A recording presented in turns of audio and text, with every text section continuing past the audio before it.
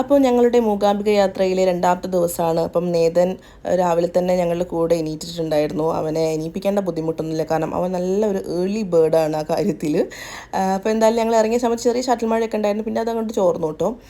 Then ഞങ്ങളിതാ ക്യൂവിൽ നിൽക്കുകയാണ്. അപ്പം കുറച്ച് പേരൊക്കെ എനിക്ക് മെസ്സേജിലൊക്കെ ആയിട്ട് ചോദിക്കുന്നു, അപ്പം ഈ ഒരു ലോങ് ജേർണിയിൽ എന്തൊക്കെയാണ് കൊടുത്തിരുന്നത് എന്നത് അവന് ഫുഡായിട്ട്. ഓൾറെഡി ഞാൻ കഴിഞ്ഞ വീഡിയോയിൽ ഇട്ടിട്ടുണ്ടായിരുന്നു. 2 തരം ഇൻസ്റ്റൻറ്റ് സിർലാക്കൊക്കെ ആയിട്ടാണ് ഞാൻ പോയിരുന്നത്. ഒന്ന് അവൽ കൊണ്ടുള്ള ഒരു റെസിപ്പി ഓൾറെഡി ഞാൻ അപ്ലോഡ് ചെയ്തിട്ടുണ്ട്, ഞാൻ പിൻ ചെയ്ത് വെച്ചിട്ടുണ്ട് എൻ്റെ പ്രൊഫൈലിൽ, കാണാത്തവർ കണ്ടാൽ മതി കേട്ടോ. പിന്നെ വേറൊരു റെസിപ്പി മക്കാനെ കൊണ്ടുള്ളത്, അത് ഞാൻ അപ്ലോഡ് ചെയ്തിട്ടില്ല, അത് ഞാൻ വീഡിയോ എടുത്തിട്ടുണ്ട്, എന്തായാലും അപ്ലോഡ് ചെയ്യുന്നതായിരിക്കും.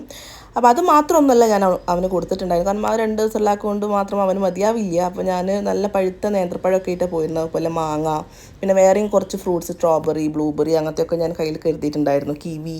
അപ്പോൾ വഴിയിൽ പോകുമ്പോഴൊക്കെ ഞാനതൊക്കെ കൊടുക്കുന്ന വീഡിയോ കഴിഞ്ഞ ദിവസം കാണിച്ചിട്ടുണ്ടായിരുന്നു. പോരാത്തതിന് ഞങ്ങൾ ഫുഡ് കഴിക്കുമ്പോൾ അവനും ഞങ്ങൾ എന്താണോ കഴിക്കുന്നത് അവനും കൊടുത്തിട്ടുണ്ടായിരുന്നു കേട്ടോ.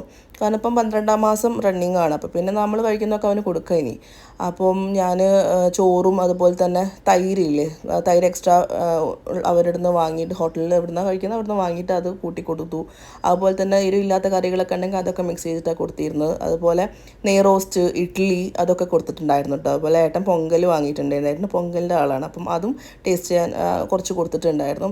അപ്പം ഇതൊക്കെയാണ് ഫുഡിൻ്റെ ഡീറ്റെയിൽസ്. ഇനി വേറെ എന്തെങ്കിലും ഡൗട്ട്സ് ഉണ്ടെങ്കിൽ കമൻറ്റിൽ ചോദിക്കാം. അപ്പം ഞങ്ങളുടെ തൊഴിലൊക്കെ കഴിഞ്ഞ് ഇതാ റൂമിൽ തിരിച്ചെത്തി, ഞങ്ങളിത് റെഡി ആവുകയാണ് വീട്ടിലോട്ട് പോകാൻ.